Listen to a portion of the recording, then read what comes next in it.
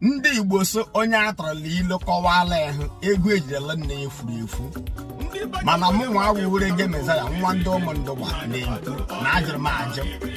onye atụrụ ilu kọwara ya ọgwụ ego ejiri zi ya wụ ihe furu okporo